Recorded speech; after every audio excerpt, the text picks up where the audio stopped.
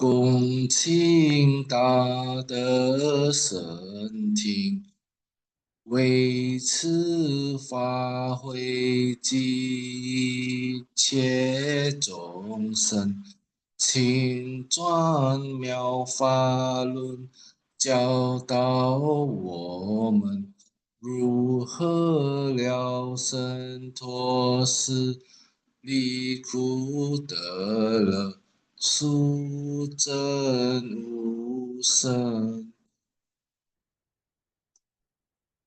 Will the Sangha with great virtue, out of compassion for the sake of this assembly and all living beings, please turn the wonderful Dharma wheel to teach us how to leave suffering and attain bliss and birth and death and quickly realize non-birth. Okay, very good. Namo tassa bhagavato arahato samma sambuddhassa. Homage to the blessed, noble, and perfectly enlightened one. Namo sadanto suchetoye alahati sanmyao sanputoche. 无上甚深微妙法，百千万劫难遭遇。我今见闻得受持，愿解如来真实义。Supreme and wondrous Dharma, subtle and profound, rarely is encountered, even in a billion eons. But now we see and hear it, and accept it reverently. May we truly understand the Buddha's actual meaning. Namo, quelling disasters, lending life, Medicine Master Buddha. Namo, quelling disasters, lending life, Medicine Master Buddha. Namo, quelling disasters, lending life, Medicine Master Buddha. Namo, quelling disasters, lending life, Medicine Master Buddha. Namo, quelling disasters, lending life, Medicine Master Buddha. Namo, quelling disasters, lending life, Medicine Master Buddha. Namo, quelling disasters, lending life, Medicine Master Buddha. Medicine Master does come one. Medicine Master does come one. Medicine Master does come one. Medicine Master does come one.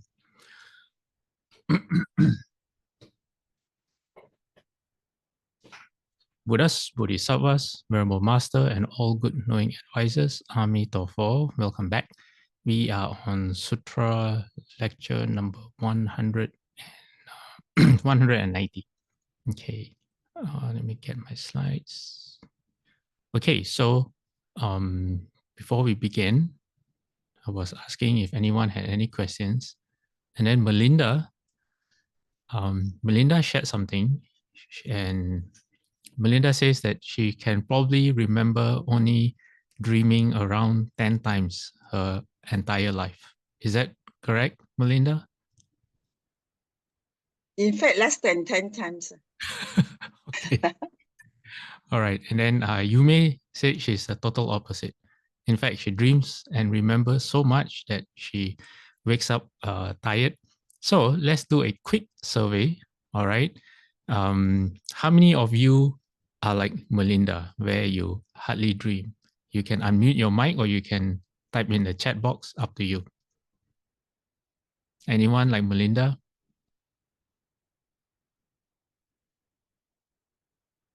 Okay. No one? Okay. I'm like Melinda Fusser, Li Wen here. Really? You hardly dream? No, but I often cannot remember my dream when I wake up. Okay, but you know that you dream. Kind of lah, yeah. Okay, but Melinda is different. Melinda, to her, she has only dreamt less than 10 times her entire life. Mostly when I sleep, I feel that I close my eyes, then I open my eyes and it's morning. Oh, okay. All right. Okay, anyone like Yume where um, you dream a lot?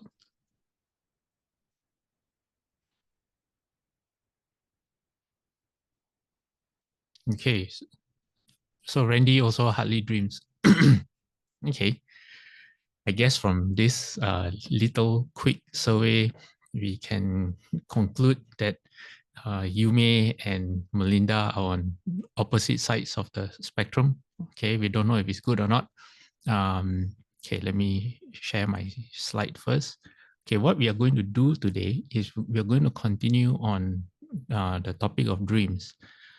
We're going to have a quick recap on what are the type of dreams that we've discussed so far. And then we're going to look at the great dreams. What are the great dreams? The great dreams are the dreams that Shakyamuni Buddha, before he became the Buddha, he had 5 auspicious dreams. The dreams are a bit weird. Okay, if you don't understand the meaning of dreams, it's not a nightmare dream, but it's not. Some of the dreams are not pleasant either. It doesn't sound very pleasant, but we're going to find out. And then after that, we're going to look at. Okay, hold on. Let me show you the sutra first. Where's the sutra page? Okay, here. So nightmares. After that, we're going to go to nightmares. But before we go to nightmares, we are going to look at certain ghosts called the Kumbhanda ghost.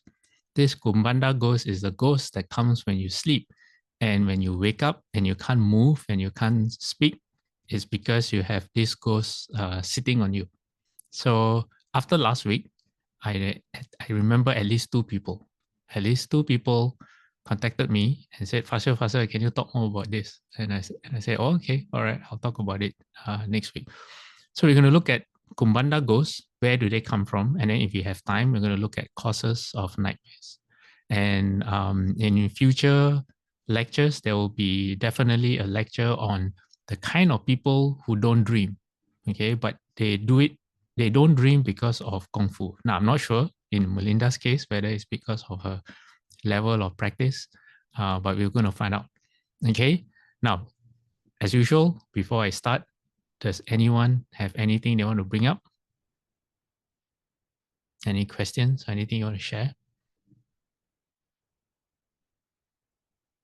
Oh, okay. Alex just joined us. Alex, I was just telling everyone we're going to look at Kumbhanda ghost today, but not right away. We have a few other slides.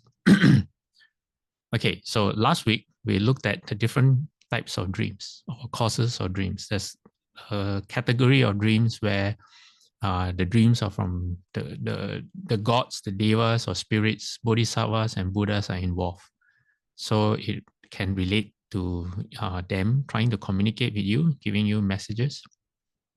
Sometimes it relates to your vows, where if you make a vow, the dream is to help you remember your vow, to strengthen your vow, or to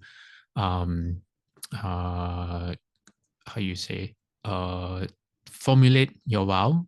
Yeah, it can also be a form of training. Then some dreams are just due to physical imbalances of the body when you're not healthy. When you have a fever, for example, you get different kind of dreams. Some dreams are just due to the sixth consciousness, which is our false thinking mind. Sometimes it's a natural function of the consciousness. Sometimes it's based on memories that you or experiences during the day. Sometimes if you think about one particular issue too much, then in your dreams, it will come back. And then sometimes there are dreams of the future as well. Okay. Now we come to what is known as the Mahasupina Sutta, known as the Great Dreams or the 5 Great Dreams. So the Buddha, Shakyamuni Buddha, is telling the monks, he said, mendicants, before his awakening, 5 great dreams appeared to the realized one. He's talking about himself, but before he awakened. So he says, when he was still not awake, but intent on awakening. That means the Bodhisattva has made his vow, but at that time, he hadn't realized his vow. He wasn't a Buddha yet. So what are the 5 dreams? The first dream was the great earth was his bed. And then the Himalayan mountains was his pillow.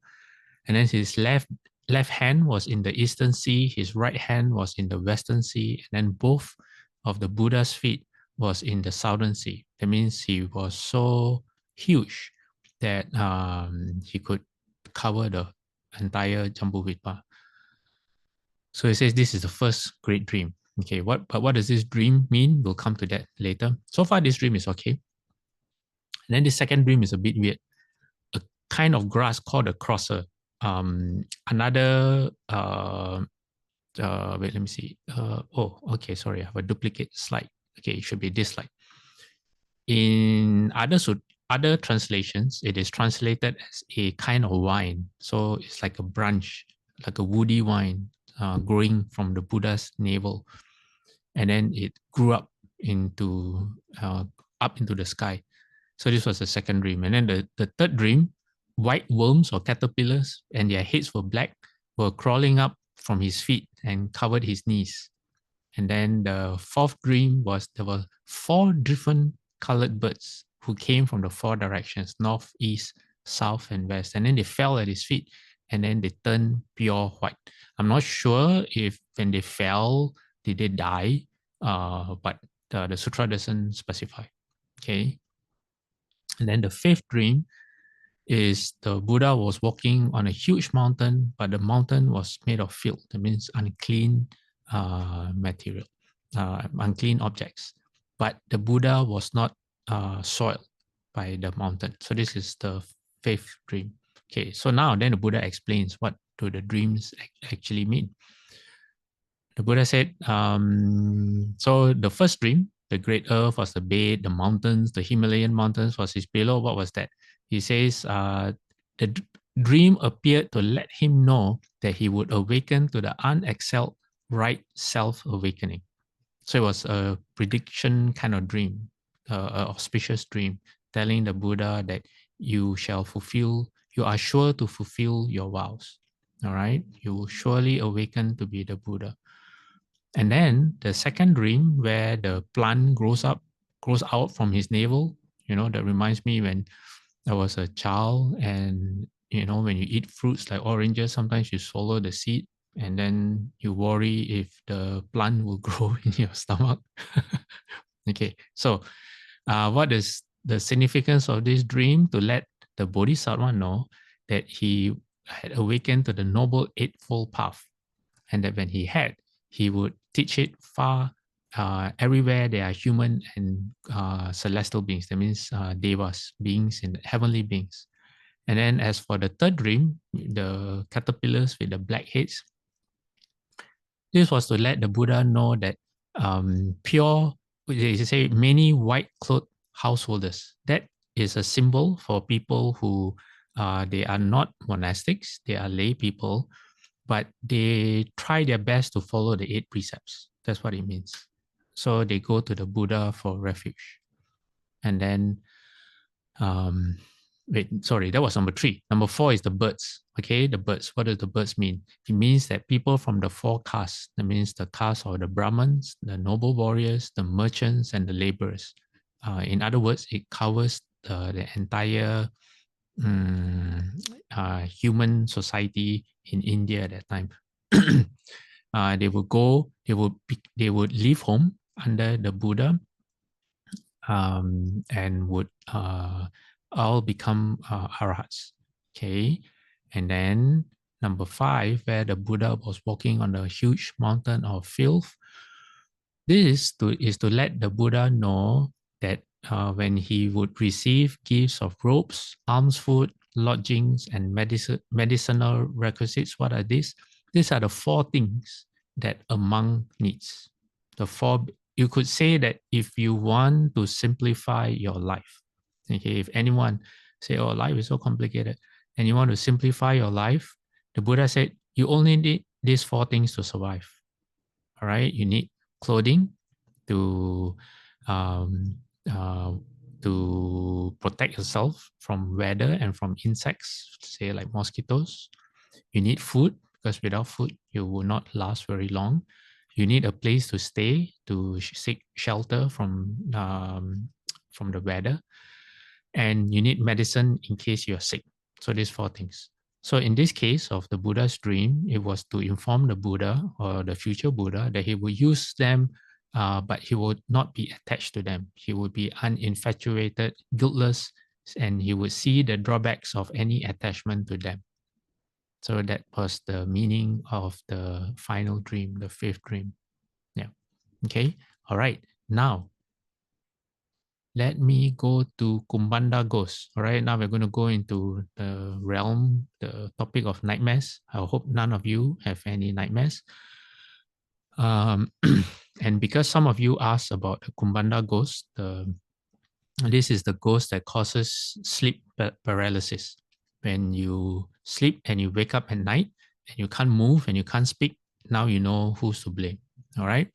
So this is from Shufu's commentary on the Lotus Sutra. Shufu says is Kumbhanda, or in Chinese is Ju Pantu. How do you explain that? How do you pronounce that? Ju Pancha. He says it's actually a misreading that became so common that the Kumbhanda has probably realized and accepted the fact that people have changed his name. So Kumbhanda is called a winter melon ghost or a barrel-shaped ghost. Why? It's because if you have opened your spiritual eyes, okay, and you can actually see them, Shiva says it's got such a big belly that resembles a Chinese ceramic barrel big enough to hold several dozen gallons of water. Okay, they're not good looking.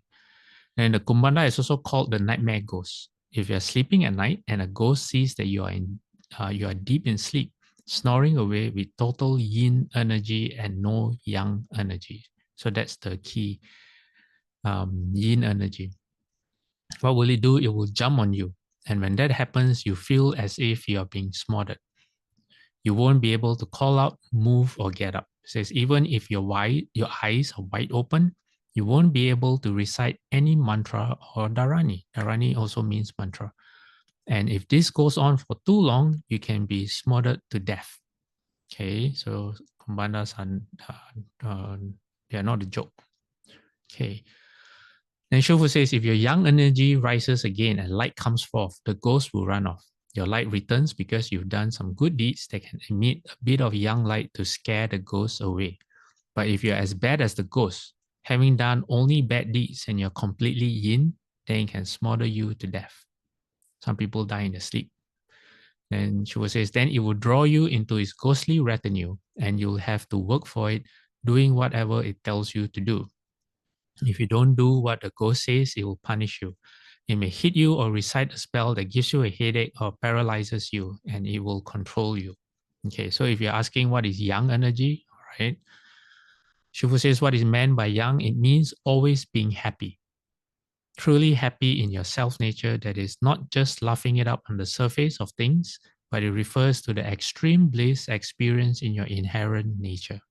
In other words, okay, you either through reciting the Buddha's name or you're meditating, and through stillness of your mind, you connect with your Buddha nature. So Shufu says, if in your self-nature you're always worried and depressed, being afflicted, upset, and distressed all day long, that belongs to yin. So it is said that the Buddha is 100% yang, 100% yang energy. And how does yang work against yin? Well, how it was explained to me is yin is darkness and yang is light. So if you enter a dark room, and there's the metaphor for the room full of yin energy, if you enter and you're full of yang, it's like you turn on the switch for the lights. And when you turn on the light, the darkness naturally disappears. That's how yang works against yin. Okay. Shiva says those belonging to yin are the ones that ghosts can possess. Yang belongs to the spirit. predominance of yang is a spirit, predominance of yin is a ghost. So people who cultivate the Buddha path and have pure yang energy also have light. But if one is totally yin, there is a black energy present. So it can be told if a person is good or not just by looking at him or her. Good people have white energy around them. Bad people have a mass of black energy, demonic energy. So if you read some of those Taoist books, you will see that Taoist meditators are kind of two kinds.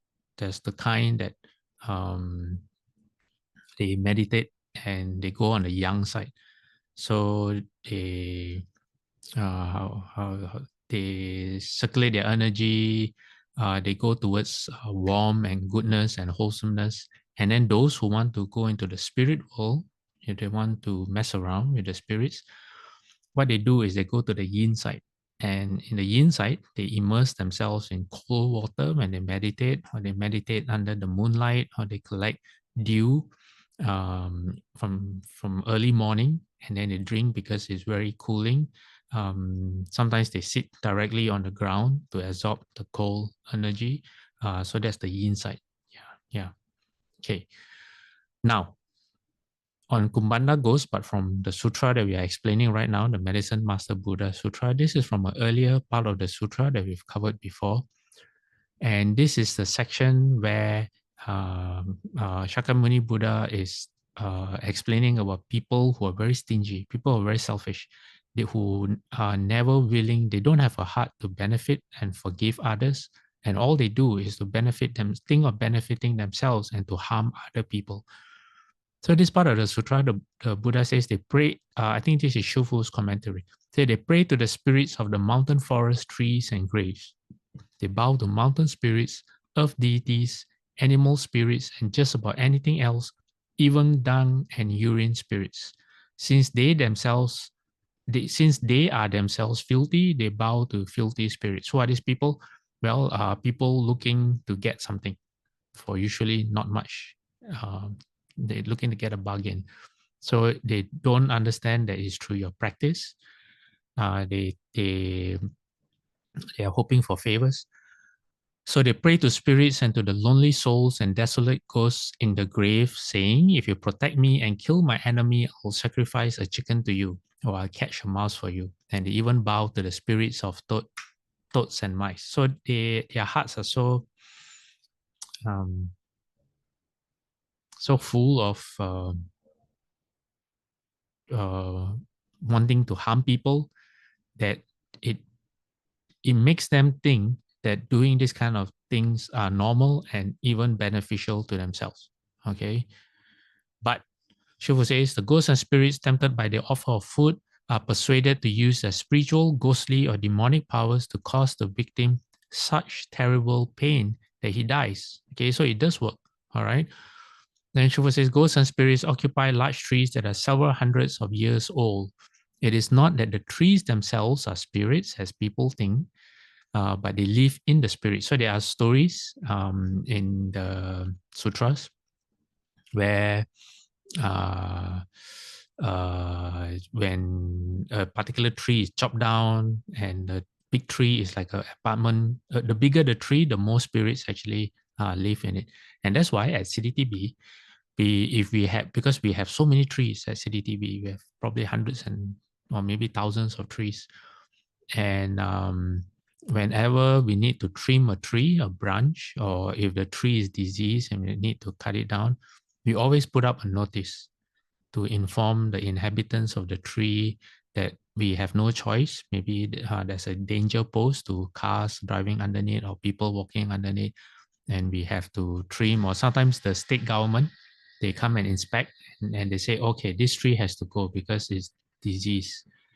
So we give enough time. We put up a notice for at least 2 weeks, I believe. So you come to CDTB and you see white pieces of paper on the trees. That's what they are. Okay. Now, Shiva says ghosts and spirits. Okay, let me see.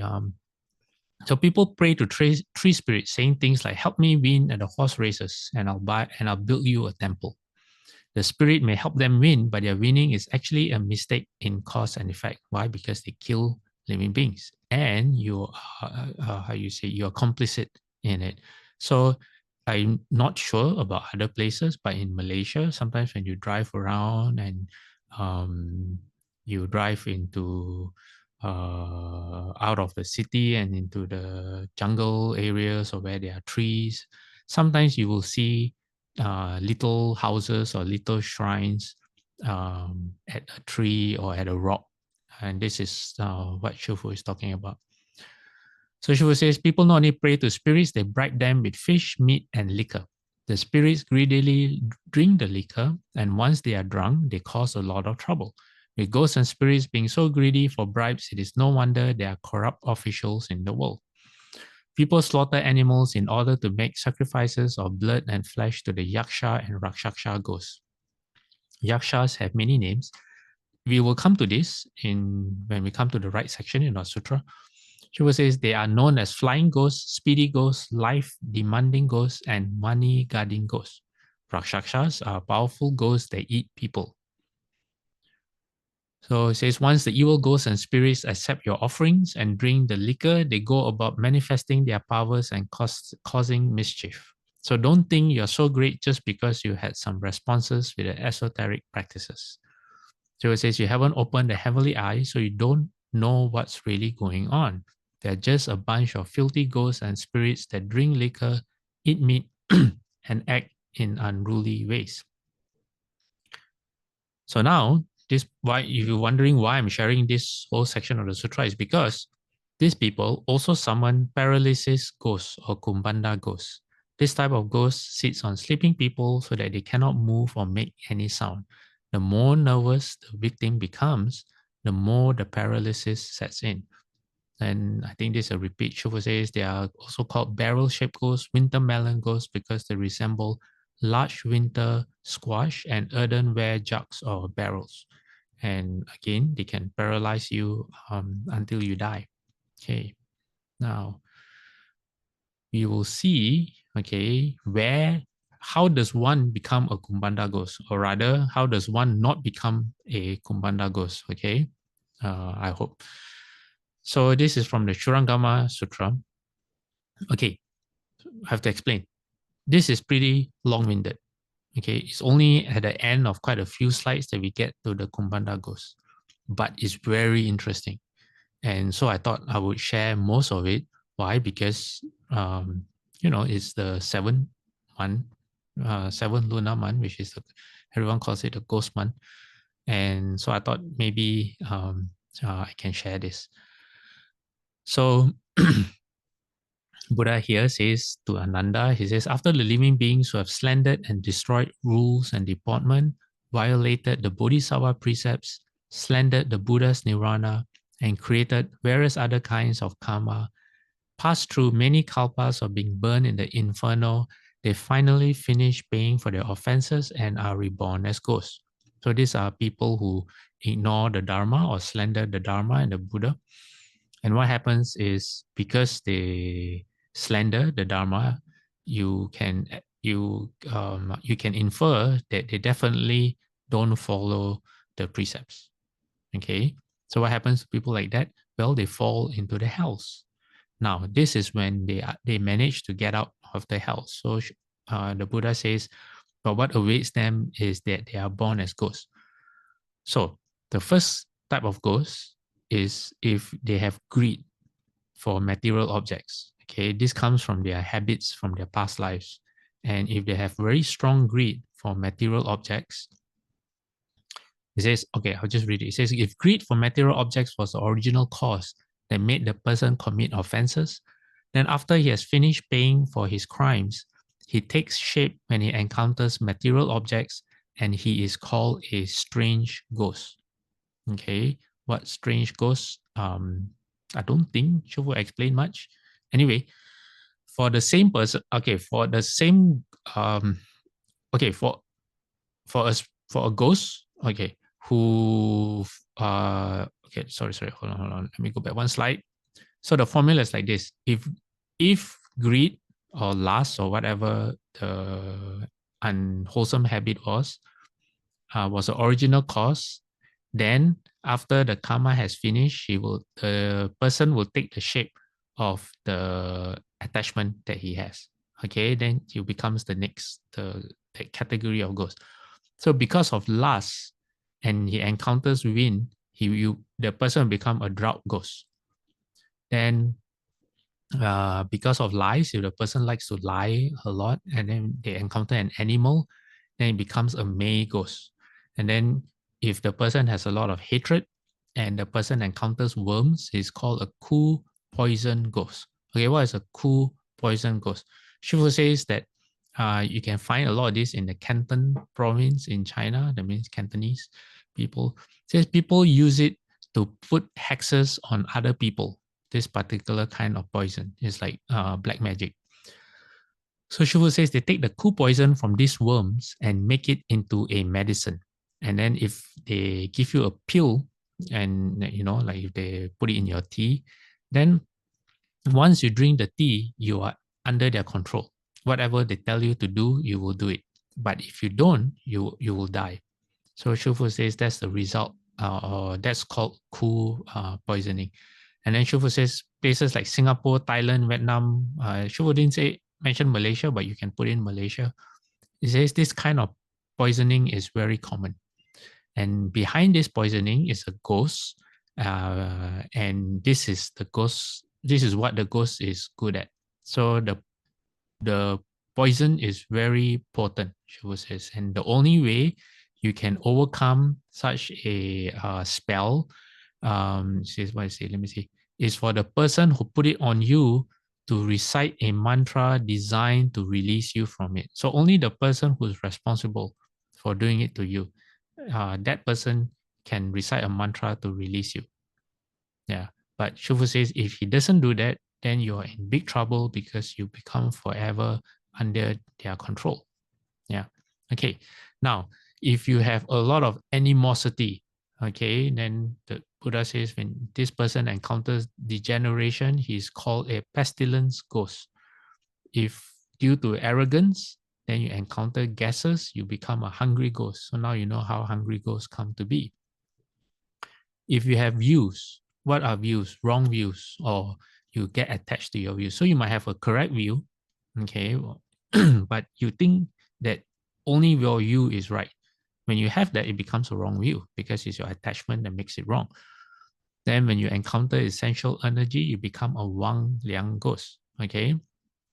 Now, when a person has the habit of deceiving people, then when this person encounters brightness, he becomes a servant ghost. So what is this? So I included the commentary. I'll just read it. It says, if it was greed for deception that made the person commit offenses, then after he has finished paying for his crimes, he takes shape when he encounters brightness. This refers to the habit of deception. Since he wants accomplishments, he gets them by deceiving other people, acting in underhanded ways. By doing this, he commits many offenses and falls into the unintermittent hells. Okay, so you come back out only to fall back in again. And then Shifu says, after passing through hundreds of thousands of eons, he finally gets free. Oh, sorry. Shifu is explaining how, let me go back one slide, how you become a servant ghost. Okay, so you like to deceive people, with all these scams going on. People who like to scam other people, well, they better watch out, because Shifu says you want to accomplish things, but through deceiving people in underhanded ways, well, you can fall into the unintermittent hells. That's one of the worst hells you can get to. And then Shifu says, so after passing through hundreds of thousands of eons, finally, okay, the poor soul gets free, but he still hasn't gotten rid of his leftover habits. And so he still wants to cheat people. All right, you see, in Hokkien, they say, jai si. That means you never learn from your mistakes. So it says, therefore, he takes his shape when he meets brightness. And what is brightness? People with wisdom who know how to recite mantras. So if you practice well, maybe you can get a servant ghost of your own. Shifu says, if you could say it refers, or you could say it refers to a bright teacher. So when this ghost meets with that kind of a wise person, it makes its appearance. What does it do? It attends upon such people, so it's called a servant ghost. It helps such people do the things they want to do. All right. So it says in China, there was a man named Qi Xiao Sang who had 5 servant ghosts that helped him out. One went about gathering news, keeping up on the latest going ons. Another ghost helped him listen to things. And Showa says, since ghosts have 5 penetrations, they could see things that the ordinary eyes cannot see. Okay. Ghosts lack the penetration of the extinction of outflows, but they can possess the other 5. What does that mean? All right. If you are a sage, if you become an arhat, you have the 6 spiritual penetrations, and the one that you have that ghosts do not have is, or other like Taoists and other people who meditate, they don't have the penetration or the spiritual power of the extinction of outflows. It means they still create karma. Okay, but if you follow the Buddhist path and you obtain the 6 spiritual penetrations, or you uncover your 6 spiritual penetrations, then you stop creating karma. You stop accumulating karma. So what are the 5 that the ghosts have? They have the penetration of the heavenly eye, so their sight is not limited by the eyes that we use. They have the heavenly ear, so their hearing is not limited by distance. They know other people's thoughts. They have knowledge of past lives in theirs and other people, and the penetration of the complete spirit. Okay, what is penetration of the complete spirit? This is when they can do all kinds of things. Their spirit can fly around the world. They can go to different places, and then depending on whether they are yang or yin energy, I believe the yin you can bring things back, and yang you cannot, or maybe the other way around. Yeah. Shufu says a bodhisattva who has this power, okay, this is for bodhisattva, can move the great earth. He can make one body into many bodies and many bodies into one body. He can either disappear or appear. He can go through stone walls and solid mountains as if they were space. You know who has done that? Mahakashyapa. Mahakashyapa is in some mountain in China known as Chicken Foot Little Mountain, something like that. Has the words chicken, little, and foot. And why is he in the mountain? Well, he is in Samadhi in the mountain waiting for Maitreya Buddha to appear, because he has the Buddha's bowl and the Buddha's robes with him to hand to the future Buddha. Shufu says that if you go to that mountain, some people can hear bells ringing. Maybe he is in the mountain hitting bells, doing his ceremonies. Okay. Shufu says it empties. Okay, people like this, okay, they sit in full lotus and they can travel to space. They can fly just like a bird. And they can enter earth, they can walk on water. And this one, the arhats always do it. The body puts forth smoke and flames, and then also can send out water, or the top part can send out water, the bottom part send out flames. He can create rain, and then the sun and moon in space have awesome, tremendous might. Yet, if you have this spiritual penetration, you can touch and rub them with your hand. Yeah. Okay, and you can go even to the heavens, the Brahma heavens. Yeah, you're not impeded. Okay, so Shufu says this kind of ghosts have a little cultivation, some practice the way, and so they are endowed with these spiritual penetrations. They could know what people were talking about and what was happening at great distances, and then he would use that information to go and rescue people from difficulty. For example, if at such and such a place, there were some weird creatures out to harm people, and he would immediately go to that place and subdue the weird beings and exorcise the strange creatures. The 5 servant ghosts helped him in that way. They got to be servant ghosts because in the past they were greedy to deceive others. Okay, so Alex says, Chicken Feet Mountain. Yeah, so Elder Master Xin Lao和尚went to the mountain to bow, and their bells rang out. Yeah. Okay, thanks, Alec. And now Shiva says this kind of ghosts have a little cultivation. No, let me see. Did I just repeat my slide? Yes, I just repeated my slide. Okay, next slide. Now, a different category of ghosts. If before you become the ghost, you're very litigious. That means you like to sue people. You like to use the law to create trouble for people. You become what? A messenger ghost. So this kind of ghost possesses a person and speaks through him, saying such things as I am such and such a Buddha, or I am such and such a Bodhisattva, or I am God, I am also Jesus. A person who is so possessed will be restless and have a lot of nervous mannerisms.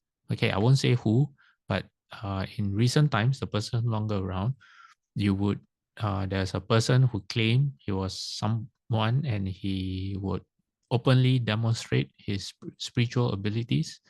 And this person has been, how you say, all the countries he's been to, all the Buddhist organizations put up notifications that this person is not walking the proper path. Okay, so if you ever come across a video of the person, I hope you won't watch, but if you do, he said you will understand when Shufu says a person who is so possessed will be restless and have a lot of nervous mannerisms. He doesn't have deportment. For example, what kind of deportment? Like monks have, where you're not looking left and right, your head is not twitching around, you don't suddenly move your head up and down, like you're not in control. You are as still as possible. Yeah.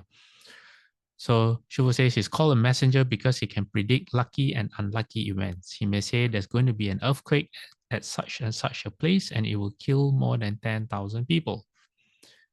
Then when the time comes, his prediction is completely accurate. He can foretell the future. And Shufu is talking about now someone in the audience. Shufu says someone doubts that such predictions are really accurate, but in fact, they are often extremely accurate. It's right at this place that you need to know how to distinguish between the proper and the deviant. So everyone pay attention. The proper is recognized as having come from cultivation of the way.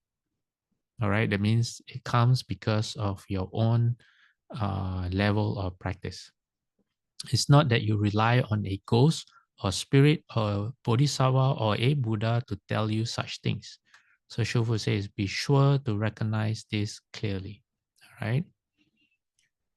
In China, such people who are possessed by a ghost are called mediums or shamans. They are able to heal people, but it is not the person who does the healing. What does it is the ghost or the spirit which is possessing the person. You can find these videos online. All these people being possessed, especially in Taiwan, is huge in Taiwan. And sometimes these people, they do things that normal humans can't do. Like there was one person who's possessed, and people would give him bottles of alcohol, hard liquor, and he would just drink an entire bottle and walk around, and then drink another entire bottle, walk around and drink. Normal people can't do that. Yeah. So Shiva say it's like those people I described earlier who can stick knives into their skulls and swords into their shoulders. They are examples of possession by messenger ghosts. Okay, now we come to Kumbhanda ghost. How do you not become a Kumbhanda ghost? So the Buddha explains, he says, if it was greed to be unjust to others that make the person commit offenses, then after he has finished paying for his crimes, he takes shape when he encounters darkness and is called a paralysis ghost. Okay, so some people, they are so greedy. How do you say? No, sorry, not so greedy. Their greed is to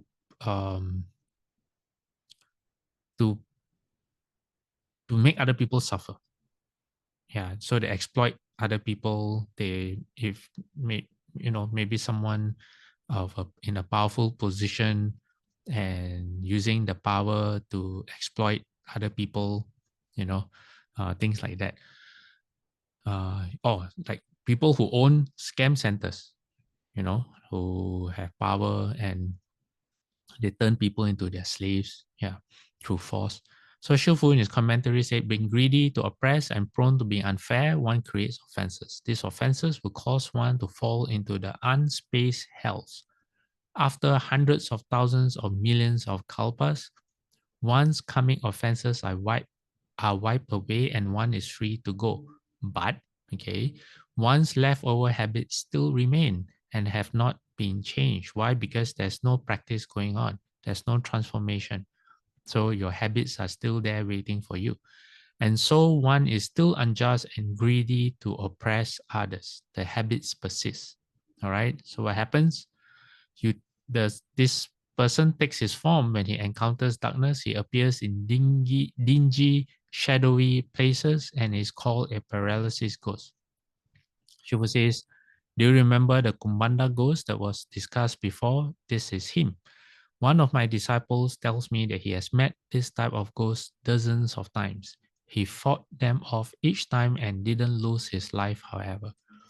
Shiva says it's dangerous business to get mixed up with them, because it's possible for Kumbhanda ghost to kill you with his techniques. But now that this disciple believes in the Buddha, I believe that this type of ghost won't have the audacity to bother him anymore. Okay, and this part of the sutra, the Buddha concludes by saying, Ananda, such a person's fall is due to his totally emotional level of functioning.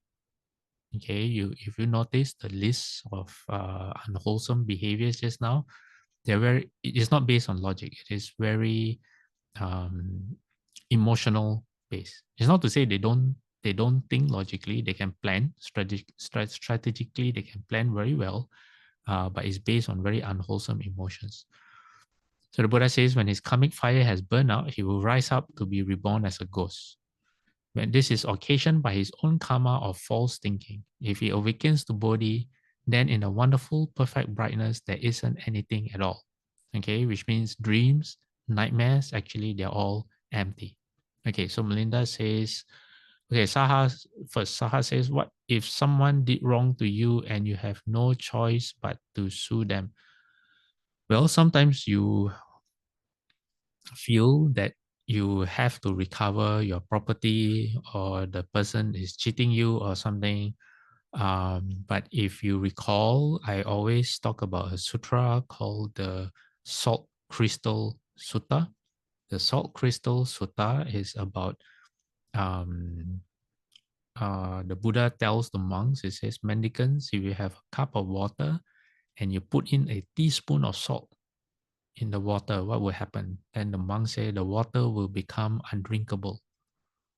Then the Buddha says, but what if your water was as large as the Ganges River and you put a teaspoon of salt? The monk said that, well, you wouldn't even know that any salt has been added because the water is so great. So the simile of that sutra, in that sutra, the salt represents things that happen to you. Okay, whether people sue you or you don't get that promotion or things don't go your way, anything that makes you unhappy is represented by the salt.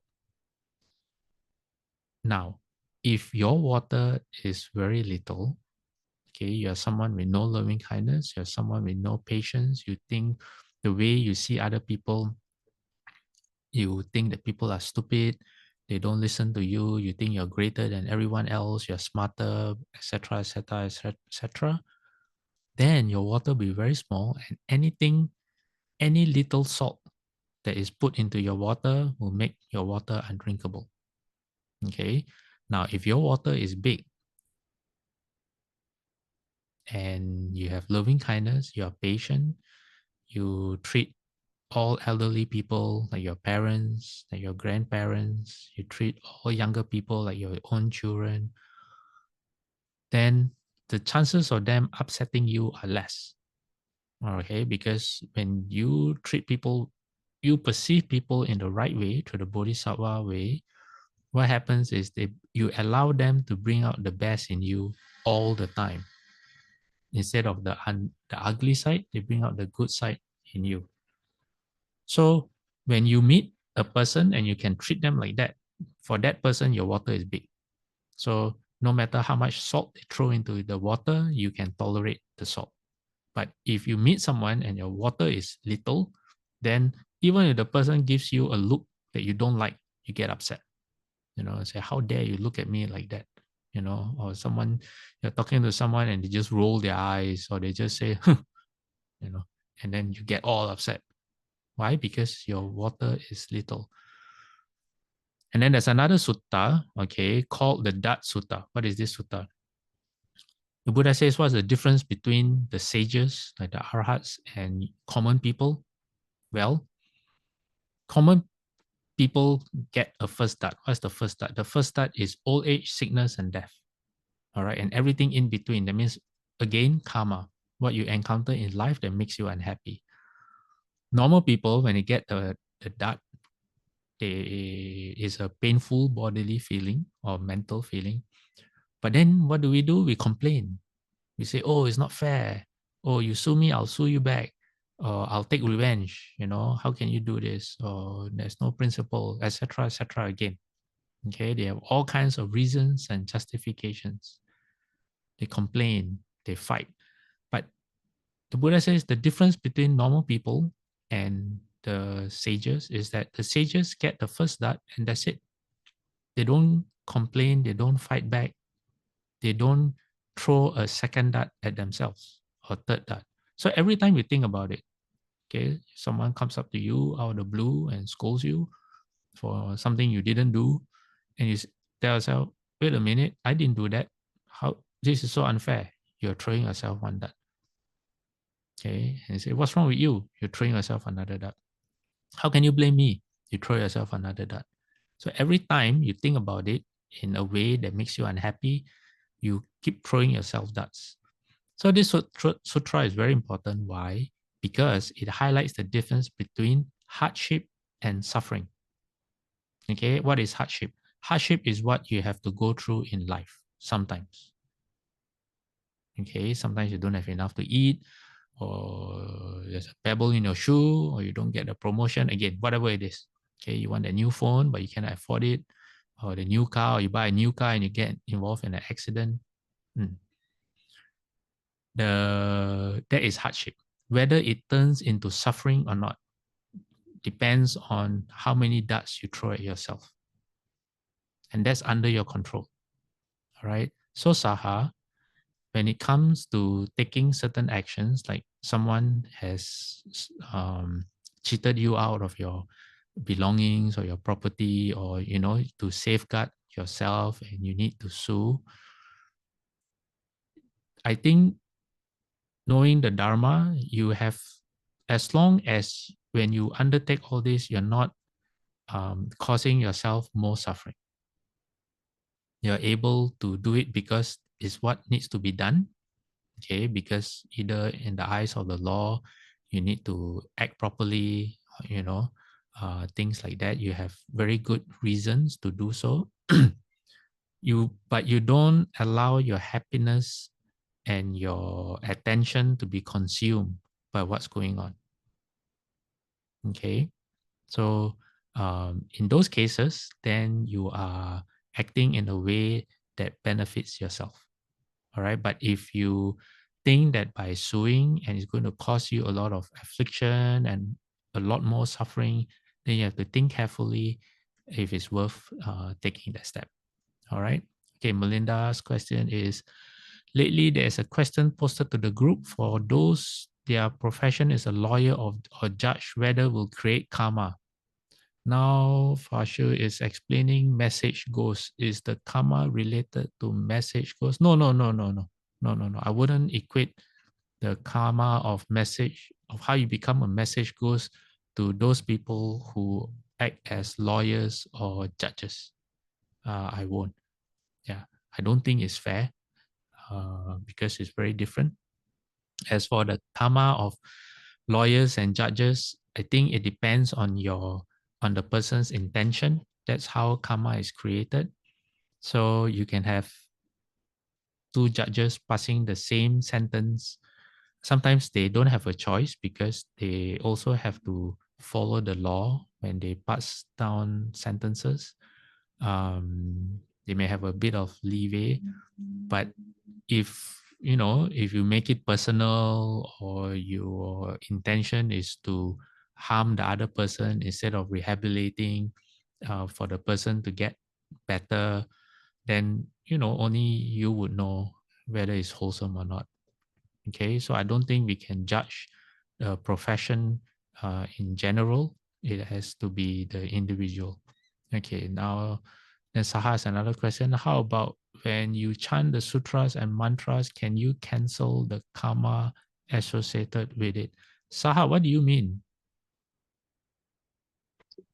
Pastor Amitofa, what I mean is when you practice, when you chant sutras and mantras, like when you, like, let's say you have no choice but to protect your assets, to sue someone, or if it's your profession, when you chant the mantras, do you cancel the karma? Like, for example, I heard that when you chant the Shrangama mantra, you can get rid of a lot of your bad karmas from past life and this life as well.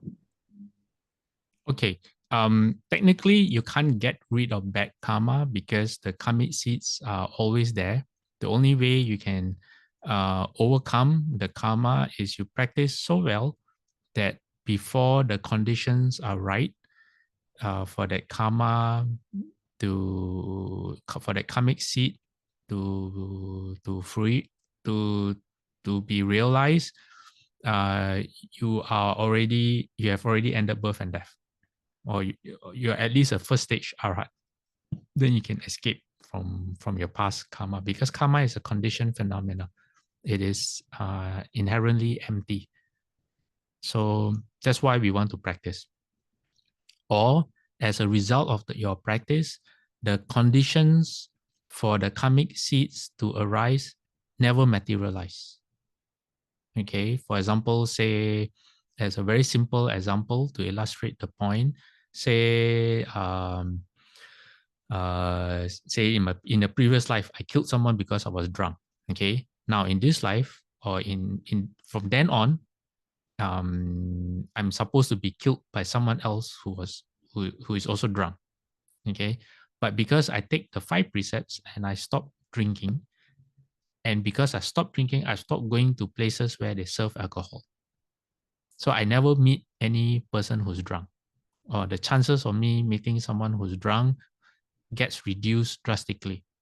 So the conditions for that situation to arise will never happen.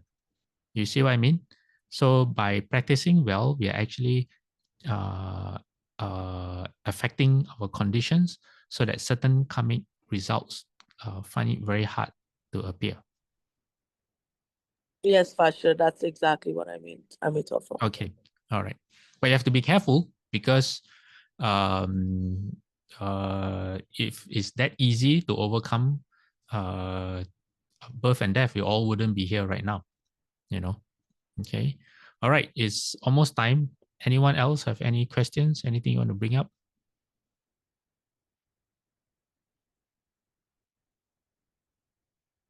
No? Pastor, I have another question. Yes. Profession as a judge or a lawyer, I listened to one of the talks. They said that if you're a lawyer or you're a judge but you're corrupt, there's a lot of karmas associated with it.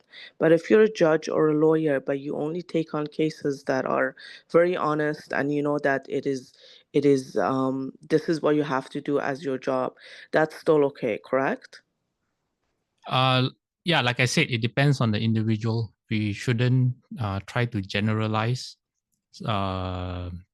professions, because it's not fair for the people who are in such professions. So yeah, I don't have the wisdom to be able to answer such questions. But I think that in whatever we do, okay, whatever profession that we are in, if we are guided always by loving kindness, that means you wish the best and happiness for others. And if the person deserves through the eyes of the law, for example, okay, deserves certain punishments. And like I mentioned before, in your heart, you have thoughts of loving kindness to the person, and all as you, whatever decisions you are forced to make or you have to make, you are guided by the wish that this person can be transformed in and let go of their bad habits. And if you are a practicing Buddhist and you're Mahayana Buddhist, you also say that, you know, I vow that when I can in the future, I will save you. When you have those kind of wholesome intent, then no matter what profession you are, then everything you do will be right. Okay? This doesn't have to be a lawyer or judge. Yeah. Fasha, Yeah, this is Isabella. perhaps I can help Saha here with Mm. some examples as a profession. So maybe it can help her. I recently came across a very interesting gentleman who's absolutely a devout Buddhist. And he was actually a former judge. And he basically gave a testimonial to about 25 of us how his career had actually evolved from a lawyer to a judge to a family judge in Singapore. And the hardest thing he had to do was exactly what you just said, form judgment on divorce cases, family grievances that come to his attention. But what is important as a good devout Buddhist is that the profession allows you to manage these cases into arbitration. So the arbitration itself is exceptionally important, where grievances are then broken down and you can transfer merit, you can do, you know, many of the karmic Buddhistic way in terms of quelling the distrust and all the negativeness that surround the family disputes. You know, what's very interesting for you to note is there was one case where the divorce was so bad, it was all around a Kuan Yin image, and they were fighting over who should get a Kuan Yin image, okay, when they divorced. I mean, it was silly as that. And so the judge has to preside where the Kuan Yin image had to go, okay? And so in the end, he decided as a judge to say, why don't you just give it to your kid, who will be the next generation to own it anyway? So these are the things that the judge can do or a lawyer can do in terms of quelling unrest and not look at it as highly contentious or to make it into a fight or quell or basically rouse a fight, you know, as part of the profession. I think on the flip side it does. And by the way, he became a vice chairman of a very important temple in Singapore after that, and he's setting up a healing center as well. So he's now lecturing actually in the university as a third career for himself. So from a professional point of view, you know, we go through a lot of paths and journey. So Saha, I hope this helps you on your question concerning professions. Don't know whether this helps, but I hope it does. Yes, it does. Thank you. Okay, anyone else?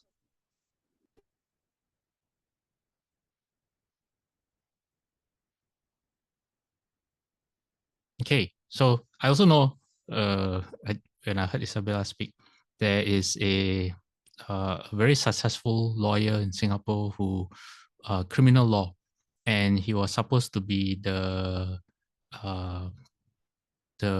his career path was supposed to take him to be the top judge in handling criminal cases. But then he realized that with that came the responsibility to hand down death sentences. And when he realized that, he said, no, I'm not going to pursue this. So he resigned from, so he went into private practice. So although for some people they have to do that and they are actually following the law, it's not personal intention, then this will depend on your how you feel personally. Because for some people, following the law and passing down the death sentence is okay because they're just doing their job. Okay. But for other people, even though they're doing their job, it makes them feel uncomfortable. And that's the important thing about Buddhism that we have to know. It is how it makes you feel. All right. Whether can you take it or not. Okay. All right. Now it's time to transfer merit. And today, I think today did we do last week the yeah, I think last week we did the Abhayagiri one. So today we'll do our conventional one, right? Does anyone remember? Is Peggy there? Actually, I think we did the Abhayagiri one. Okay, so Last today week. today we do the regular one. Wait, I thought Peggy was with us today, no?